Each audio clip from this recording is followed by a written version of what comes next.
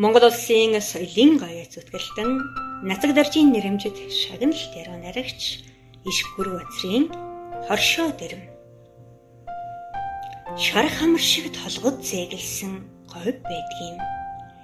Шанд бараадсан торгоны хээ шиг сум байдгийм.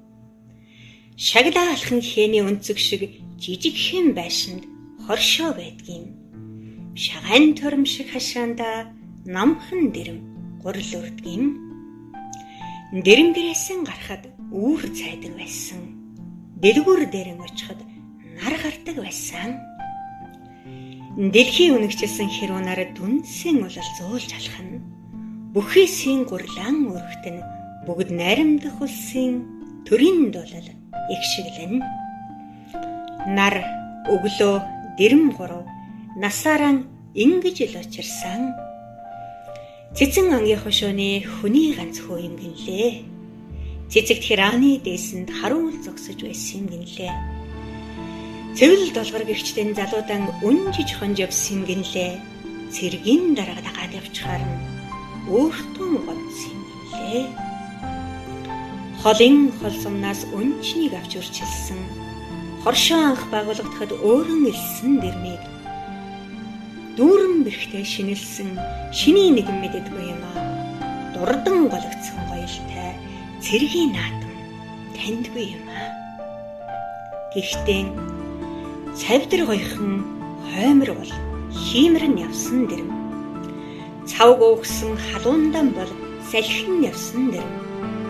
Өргөмөл ганцхан охиндон бол ижийн явсан дэрэм. Өрөөл гарахгүй тавиландан бол эзэн явсан. Дэрмийн түшилцэн нэгдэл 60 жилийн тэмдэглэж байхад ээлэж солиогүй өвгөн жаахан гэртээ халуунтай байсан. Хоршоо, холбоо, хөдөө гурвыг хорвоо химэн тууцсан гутлан зөөхнийхэн дэргэд төрөйгэн даахгүй зулгаараа санаалдах шиг гонигтай байсан. Хугацаагаар авсан одонгууд хурандагийн чэжинд чихэлдэж болсон юм. Үннийг өтсөн дэрмийн ингэр дээр үгүйтэй ганцхан гилайхан ягаавэ. Магтий гэж магтаагүй. Манай сумынхан мартадаггүй юм. Өрөвдий гэж өрөвдөөгүй. Өөрөн ботогдоод.